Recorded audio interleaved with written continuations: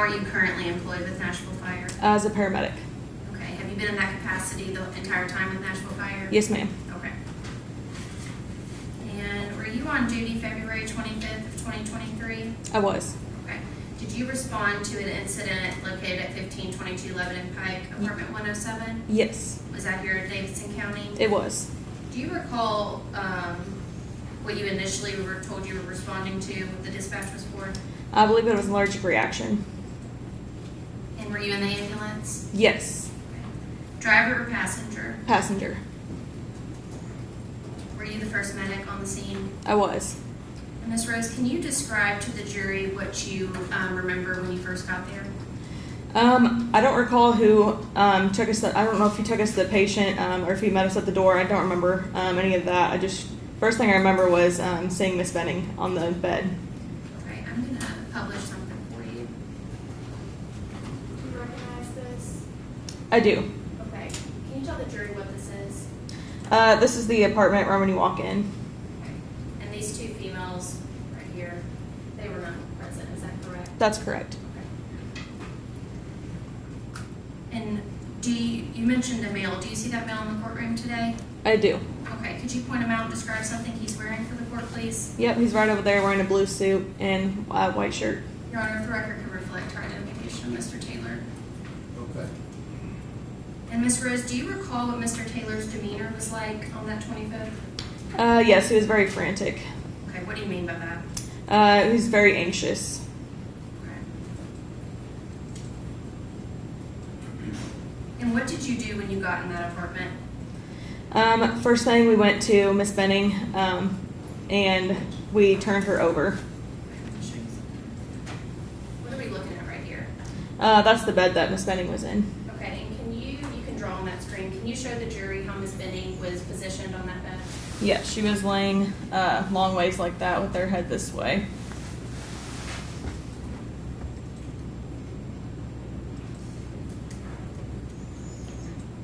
And right here, what am I circling? That's where she had vomited. Okay. And what did that look like? It was like a pink frothy sputum. Okay. And were you trying to get any medical information from Mr. Taylor? Yes. Could he give you anything? He just told us that she was pregnant and he couldn't tell me how far along she was, nothing. No medical history, anything like that. Okay. Was he saying anything while you were in the apartment? Yes, he did say that she ate bad food. That's what he kept telling us.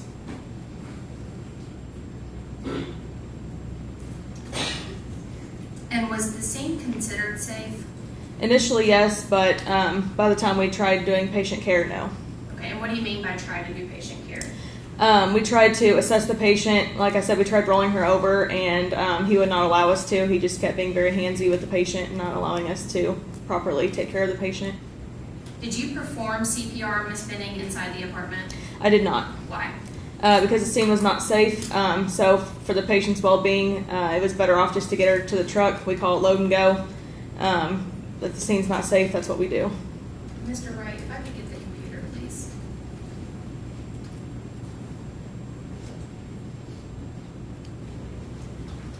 And Miss Rose, when you rolled Miss Benning over, can you describe to the jury what her condition was like? She was unresponsive, no pulse, was limp. I'm gonna hand something up.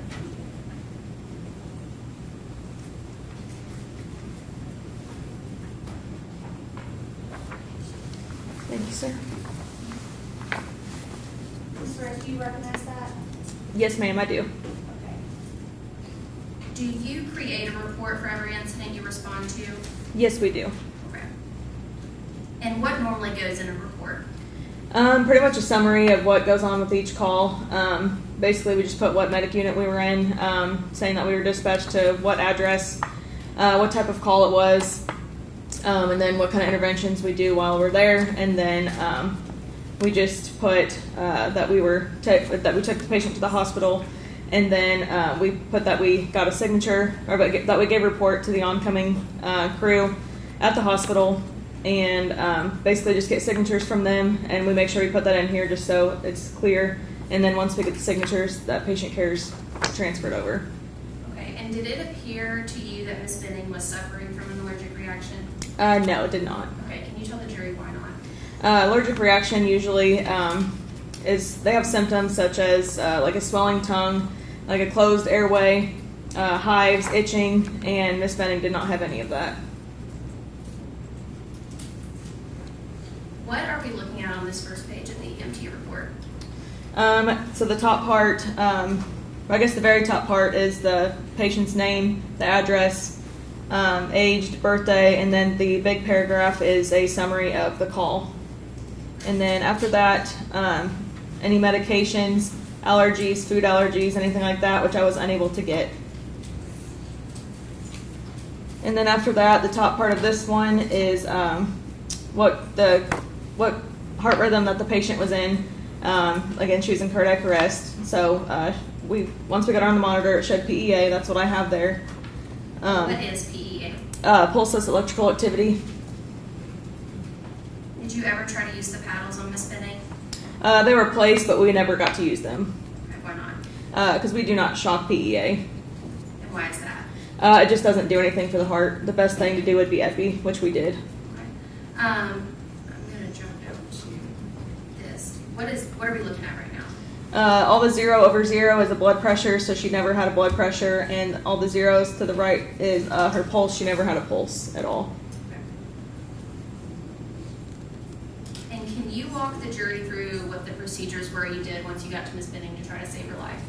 Yes, so like I said, when we got to her, we realized that she didn't have a pulse. She wasn't breathing, so we got her loaded to the truck, which is where we actually started the CPR. And then we did the IV, so we could give her drugs through the IV, such as epi and Narcan. And then we gave her oxygen, put her on the cardiac monitor, and we intubated her with an eye gel, so that way we can breathe for her since she wasn't breathing for herself.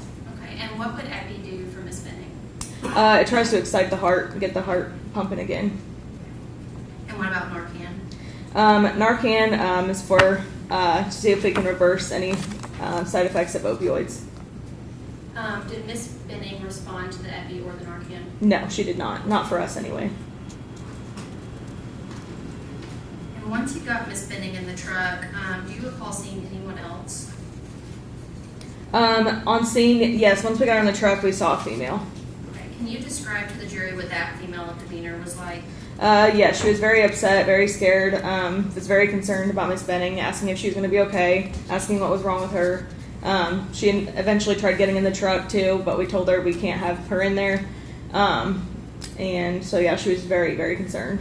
Okay, and the female that showed up and Mr. Taylor's demeanor, can you describe to the jury if they were similar or if they were different and how so? They were very different. The female seemed, like I said, very concerned for the patient, trying to figure out what was wrong with her, and the male just felt like he was just more anxious and just trying to, like I said, be very handsy, like not wanting us to do anything, not wanting us to touch her, and he wanted to try to take over from us. Okay. At any point did you see Mr. Taylor crying? Never. At any point did Mr. Taylor ask you if Miss Benning was going to be okay? Never. At any point did Mr. Taylor try to get in the ambulance with Miss Benning? Never.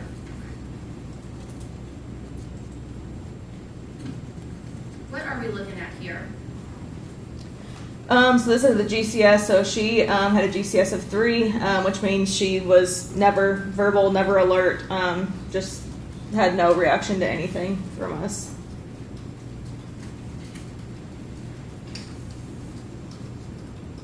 And at some point during your assessment of Miss Benning, did you call Vanderbilt Hospital? I did. And why is that? We like to call them ahead of time, let them know what we've got coming in. I let them know that we're coming in emergency traffic with this patient, cardiac arrest, CPR in progress, and that she was pregnant as well. That way they can get more staff readily available before we get there. Okay. Did you transport, did the ambulance go with lights and sirens? Yes. Okay, and why is that? Because the patient was critical. She was in cardiac arrest, so we would go lights and sirens with that to get to the hospital faster. I want to talk a little bit about the time. It looks like you arrived at Miss Benning around 9:50 p.m. Is that fair to say? Yes. Okay. And you departed only 10 minutes later? Correct. Is it typical to be moving that fast with a patient like Ms. Benning? Yes. And why is that? Any critical patient, we try to get them to the hospital as soon as we can. We don't like to waste any time on scene.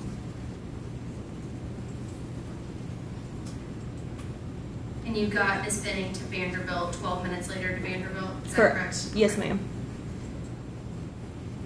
And am I correct in saying that all life-saving measures started once you got in the ambulance? Correct. Okay. And why is that? Because the scene was not safe, so we could not perform CPR immediately like we would like to have done. And at any point in your care of Ms. Benning, was she ever responsive? Never. Did she ever have a pulse? Never. Okay. And once you released care to Vanderbilt, is that when your involvement with this case stopped? Yes, that's correct. Your Honor, if you'll give me 1 minute.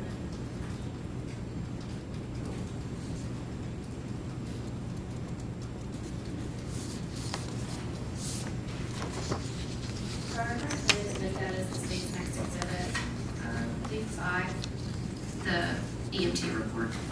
Okay, you give that to Uh-huh. them. And those are all my questions, Ms. Rose. Thank you. Thank you. Cross-examination. Yes, Your Honor. How do you get started? I know it's 3 o'clock. I don't know if it might be a good time for It's 3:05, but go ahead. Breaking right after this with.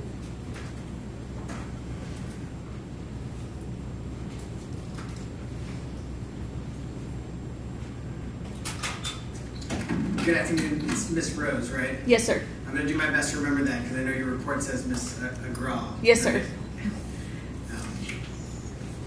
So I apologize because at the top of my notes here, I have Agrawal written on every page. And so Oh, that's okay. I hope I don't confuse that. That's okay. That report that you create that has been introduced, that's something you create in every case, is that right? That's correct. And so sometime, obviously not when you're in the middle of a call, but sometime later you collect all the information and everything you remember and you write it down in a report, right? That's correct. And it's important for you to be thorough and include all the information, right? Yes. And so especially in a serious situation like this, where several years later you've got to come testify, is that kind of what you use to refresh your recollection? Yes. So it's not a super long report. It's about maybe five pages or so. Does that seem about right? Mm-hmm. But it's got a lot of like technical details in it, right? Correct. And a little narrative about what happened. Is that right? Yes. Were there other materials that you reviewed in preparing for your testimony today? Just the report. Just that report? Yep. Did you have like a real clear, independent recollection of this night? Yes, it was pretty clear. Very clear. Mm-hmm. Was there something about this night that allowed you to recall specifically 3 years later? I mean, losing a baby is pretty kind of traumatizing. Did you follow this case along afterwards? No. No. Okay. So how did you know that the baby passed away? I mean, I reached out the next day and got a report, but past that, no. Okay. So you did follow up the day later, Yeah, just a day later. but not a week later or 10 days later? Nope. Okay. And you've done some case prep. Yes. So you know that there was a murder charge that were here, right? Mm-hmm. And Mr. Taylor's on trial, right? Yep. So went to the grand jury and there's been an investigation and all that stuff? Correct. Right? Okay. And you've met with the district attorney's office and prepared for your testimony here today? Correct. But the only notes or anything that you've kind of used has been this report that's been introduced? Yep. Okay. So, I want to ask you a few questions about kind of how you ended up out there, okay? Mm-hmm. Now, your initial call in this report is that you were actually dispatched for an overdose. Is that right? So I don't recall because the CAD kept changing. He kept telling dispatch different things throughout the CAD, or Okay. throughout the report. But that report, the very first line in your narrative says you're dispatched for an overdose. Is that right? That's what it says, but again, this was 2 years ago, so, I mean, So you don't actually remember why that is in that report? whatever's in my report is all I remember. Okay. Well, I guess I'm asking, the report says you were dispatched for an overdose. Is that right? Again, I don't recall. I remember the allergic reaction part. He kept telling dispatch different things, That's all I remember. Well, hang on a second. Let me back up a second. You're not on the call with dispatch, right? We get updates through dispatch on our CAD. Okay, so you can see like a CAD scrolling along in the Yes. vehicle, and so you're seeing. We got new information. It's an allergic reaction. We got new information. It's an overdose. We got new information. It's something else. Correct. Okay. So you specifically remember seeing that on this call. Correct. Okay. What time was it changed from an overdose to an allergic reaction? I don't have the exact times. How many times was it changed between an overdose and an allergic reaction? I don't recall. If I passed you a copy of the CAD report, I'll have to pull it. If I passed you a copy of the CAD report, how could you show me where in there it shows that it was listed as an overdose? Possibly. Okay. I have it right there.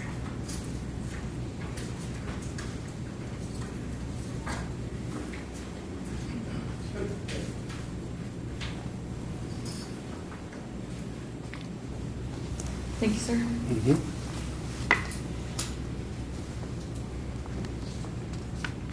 So the question is, I know that was a little bit of conversation, but at what point during that, in that CAD report, does it list this call as an overdose?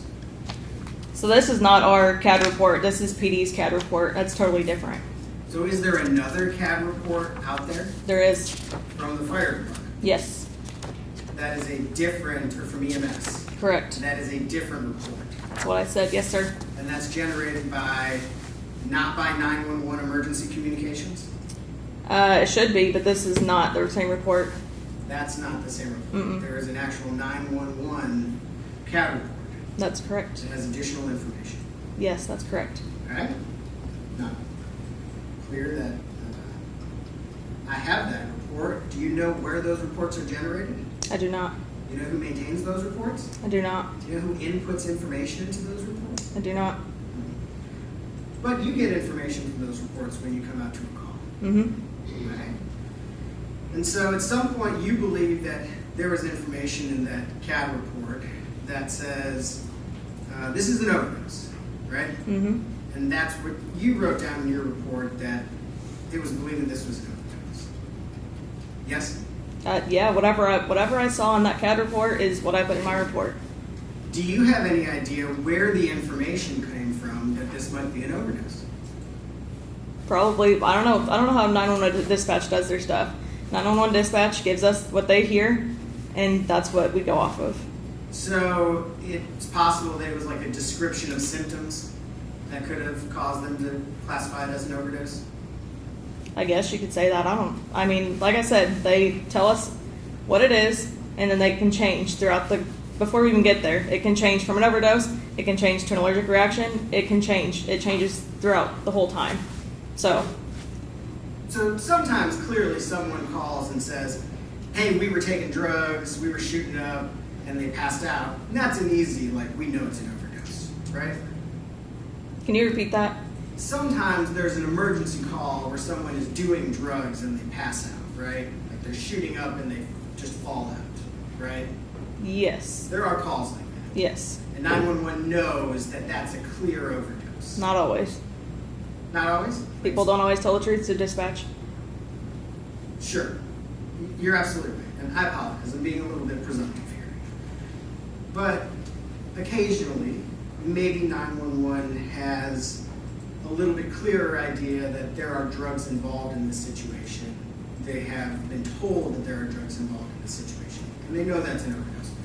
Put that way over on this end of the spectrum. Right? Sure. Sometimes maybe is it fair to say there's situations where they just get like a description of symptoms and then they're guessing that it's maybe an overdose? Sometimes. Just depends on the call. But you don't know from this situation, you don't have a memory in your CAD of why they called this an overdose? No. It must have been what he said to 911. I'm not sure. Again, that would have to be a conversation with 911 what they were told to dispatch. Okay, that's interesting. So what you just said, it must have been what he said, right? Yeah, we don't know what callers tell dispatch. You don't know what he said, right? No. Did you receive any information during this case about what Mr. Taylor told 911? It's very vague. It says either what type of call it is, where the patient's at, the address, possibly the age. That's that. So do you have any reason to believe that any specific information that suggests that Mr. Taylor told 911 that Miss Benning was overdosed? I'm not sure. You're not sure? So, I clarified. The call maybe have come in as an overdose. I don't remember. You'd have to look at the 911 CAD, and if it changed to an allergic reaction, which obviously it did, we would know that on the CAD. so you're just assuming that he would have told them that it was a drug overdose? That's what the CAD said. That the caller said it was a drug overdose? Yeah. The CAD comes in and says either overdose, allergic reaction. That's what we go off of, and we don't know anything until we get to the scene. Okay. So we somehow changed, and you don't know how many times it changed, right? No, not off the top of my head. Okay. And I apologize. I know I'm kind of beating a dead horse here, but I'm trying to understand because I don't think I have that CAD report. So I'm trying to understand how this works. Okay. So, and the information you had was that at the time of the call, the patient was breathing normally, right? Yep. And that was the information. That's what's in your report. Before we got there, yes. Is that what you're saying? Yes. Yes. Before you arrived. Now you noted, and I'm going to take a quick side step here. You've been with the Nashville Fire Department for 4 years, right? Correct. And you are an actual paramedic? Correct. Did you work somewhere else before Nashville Fire Department? Not as a paramedic. Were you an advanced EMT somewhere else? No. Do you have other medical training or background? Yes, I've been an EMTB in a hospital since 2012. Different hospitals. So you have a pretty good amount of experience in the medical profession. Yes. Do you have a significant amount of experience responding to emergency calls then? Yes. In your significant experience then, can medical crises happen quickly? Yes. And can an individual's medical condition change quickly? Yes. Is it always easy or always possible to predict how quickly someone's medical condition can change? No. So is it possible that Miss Benning was in fact breathing during a call, and that within the 10 minutes it took for EMS, the fire department, to respond, that she stopped breathing? It's possible, but we don't know for sure. Sure, we don't know, but it's possible. Mm-hmm.